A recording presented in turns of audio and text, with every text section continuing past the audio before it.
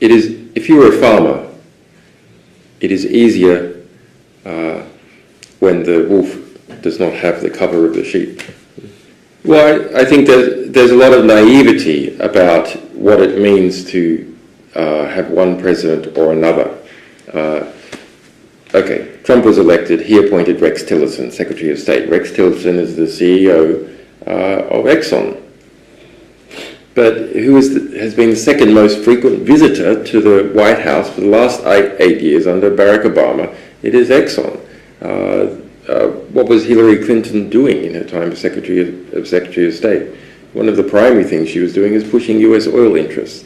So I think we shouldn't be too naive about the spokesperson or the symbol or the symbolic manager. It's gone from,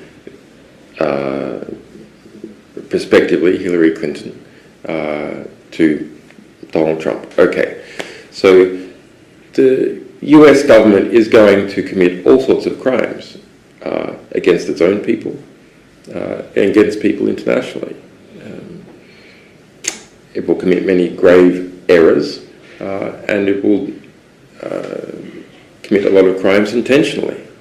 It always has, because ultimately it represents the dominant organized factions of US society, which is its biggest multinational companies.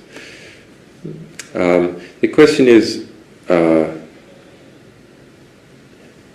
what type of symbol is there that represents this phenomenon?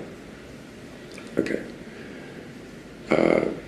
With Rex Tillerson at the helm of the State Department, a critique, you're just engaging in this type of foreign policy for your oil companies, suddenly is very easy to make. It was harder when when Hillary Clinton was Secretary of State. A critique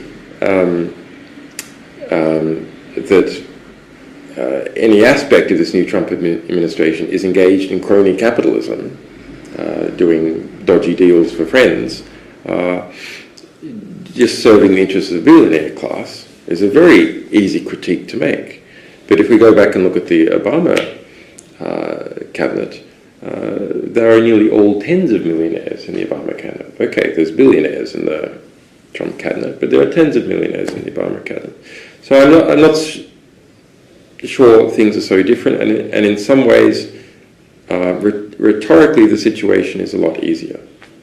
Additionally, Trump has destabilized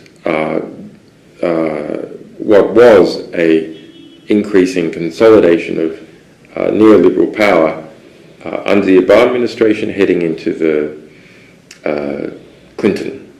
So that consolidation has been disturbed, and a new patronage group is trying to emerge, is trying to be born in that Trump cabinet. But it has a lot of enemies. It has most of the press, for example, in the United States as its enemy. It has that existing patronage structure under Barack Obama that has to somehow find a new path to swap over. So it has destabilized the existing power networks. Trump has put a lot of people who are billionaires and who are quite strong characters in that cabinet. Why do people become billionaires? Part of the reason they become billionaires is they don't want to work for anyone else. Will people with that mindset, will they work for Donald Trump? It's a very interesting question. So at the moment you have a loose structure of independent, for the most part, personalities within this Trump cabinet. Over time, some will be ejected and others will start to cohere into a solid power structure. But for quite a while, maybe a year or two, there's a lot of opportunities to change the perception of what the US government does and to get some real change out of this in some areas. For example, US foreign policy. It's clear there's going to be changes, some for the worse, some for the better. So I wouldn't, yes, there will be all sorts of crimes committed by a Trump government. There definitely would have been the same sorts of crimes, for the most part, committed under a Hillary Clinton government. But the process is a lot more visible under Trump government, and the domestic criticism within the United States will be a lot more intense. Let's imagine that there's another attempted war for oil somewhere. Okay.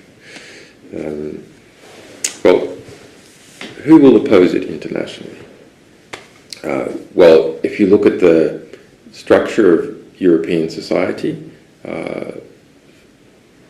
for the most part, it will be a lot easier to get up a criticism from Europe against such a US-backed war than if Hillary Clinton was conducting the war.